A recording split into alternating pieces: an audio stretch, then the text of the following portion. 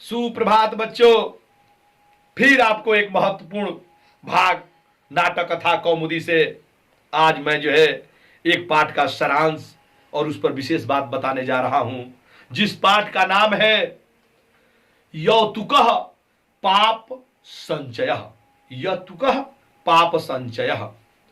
इस पाठ में का मैं सारांश बताने जा रहा हूं, जिसमें एक बहुत ही एक अच्छी कहानी का वर्णन है, जिसमें दहेज एक मुख्य कारण रहता है। इस कहानी में यह दिखाता है कि रामानाथ और विनय दो मित्र रहते हैं। विनय बहुत गरीब रहता है और रामानाथ बहुत धनी घर का है। दोनों की दोस्ती इस तरह चलती जाती है। एक दिन की बात है कि विनय कहता है कि मेरी एक पुत्री है। विनय की एक पुत्री भी रहती है इसमें, जिसका नाम है सुमेधा। अब उसका शादी का चिंता विनय को सिर पर भार बनकर आने लगता है। एक दिन विनय कहता है रामनाथ से कि हे मित्र, अब मेरे पास पैसा है नहीं, मेरी लड़की को शादी का टेंशन हमारे सिर पे चढ़ा जा रहा है, भार होता जा रहा है इसका। रामानाथ कहता है कि हे मित्र, भार लेने की कोई जरूरत नहीं, मेरे भी दो पुत्र हैं।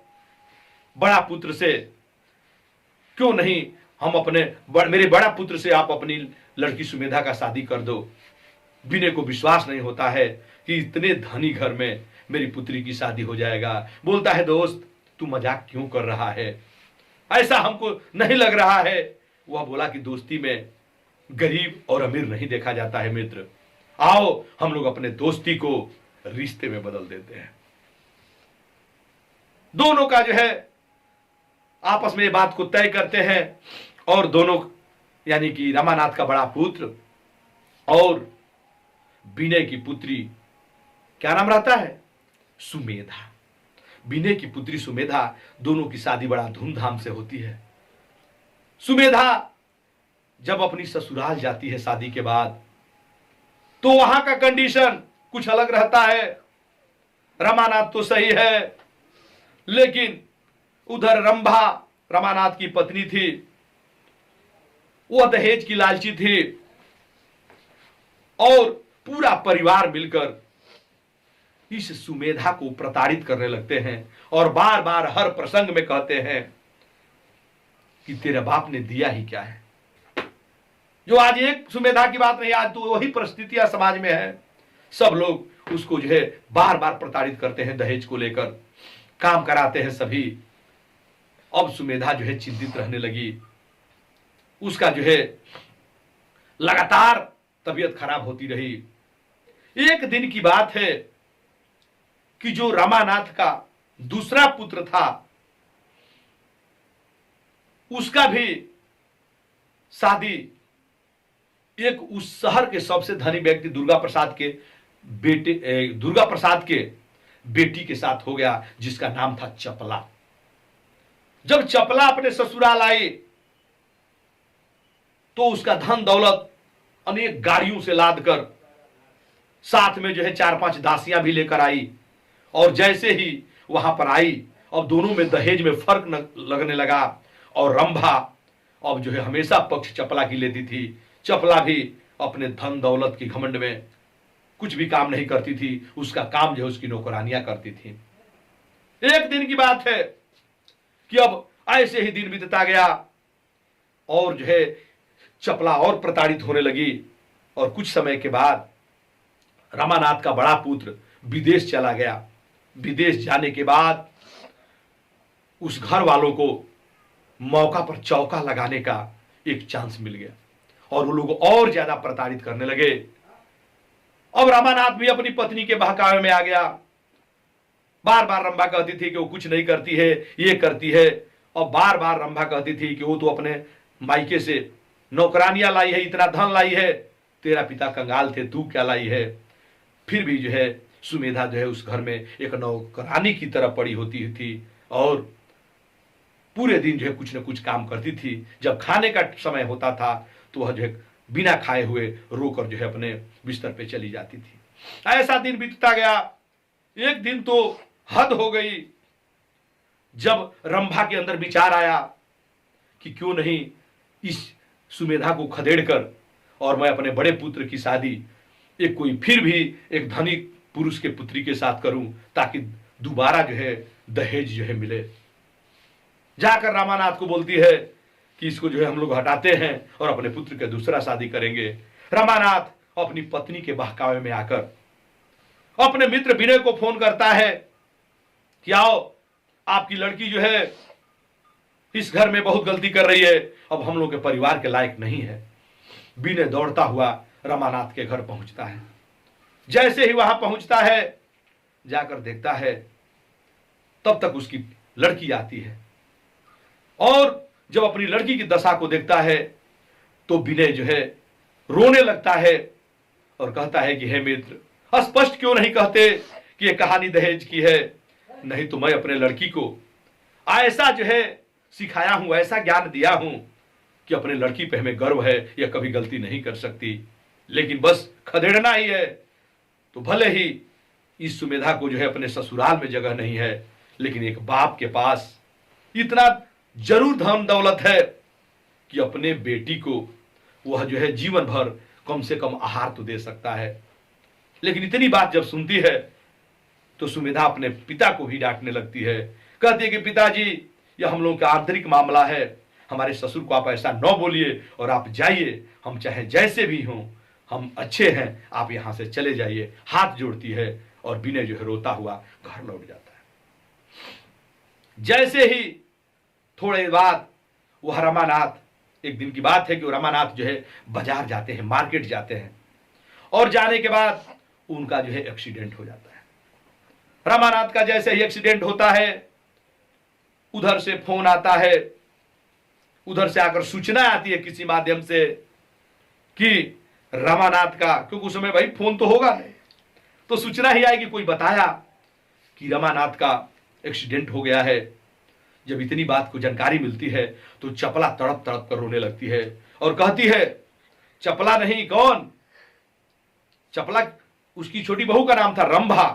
रंभा जो है तड़प तड़प कर रोने रंभा जो है तड़प तड़प कर रोने लगती है और कहती है कि हे सुमेधा, आप मेरे साथ चलो।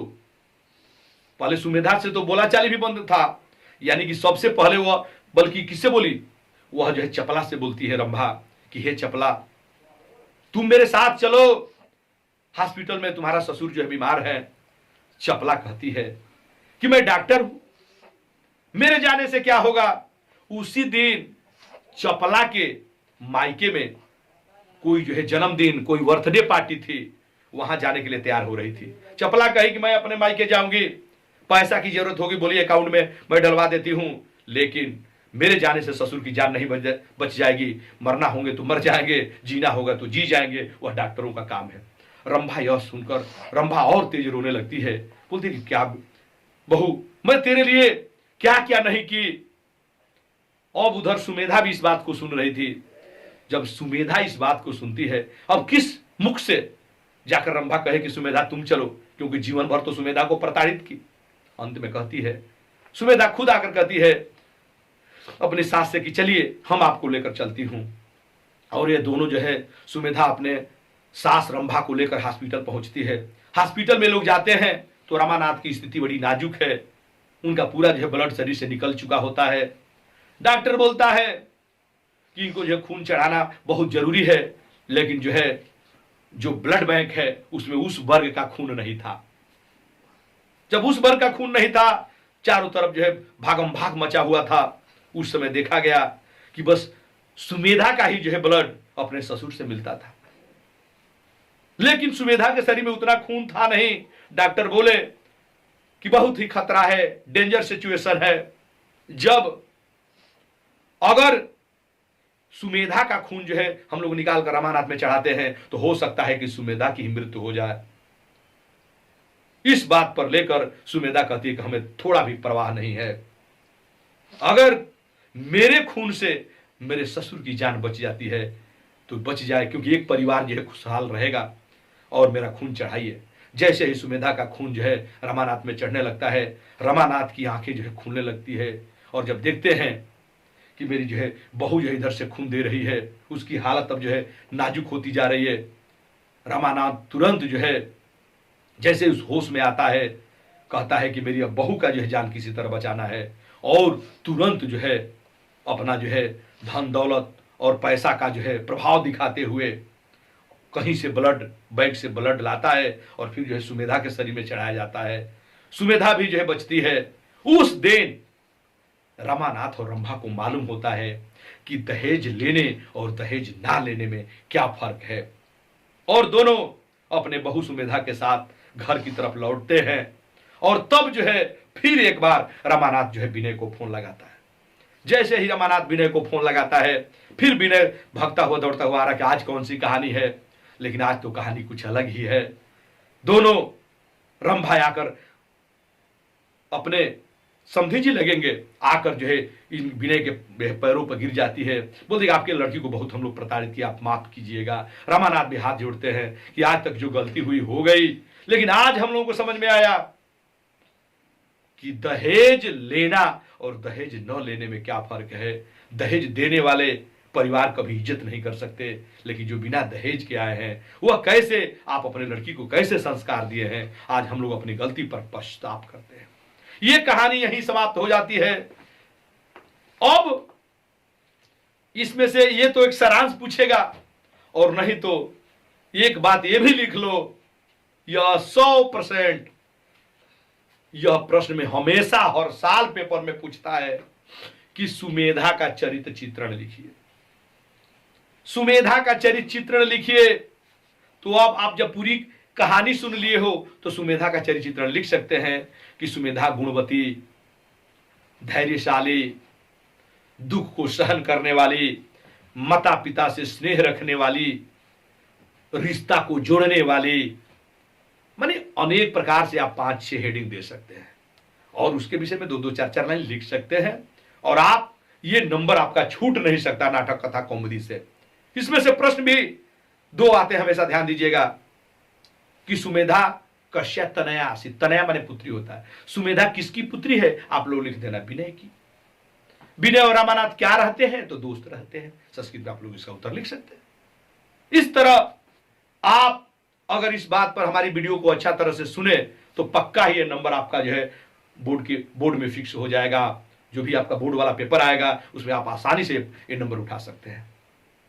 अगर ये वीडियो अच्छी लगी हो तो जरूर अधिक से अधिक लाइक, कमेंट तथा इस वीडियो को शेयर करें। और अभी भी अगर कोई बेल आइकन की घंटी न दबाए हो तो जरूर जो है इसको जो है दबा दीजिए, ताकि मेरे आने वाली वीडियो का नोटिफिकेशन आपको मिलता रहे।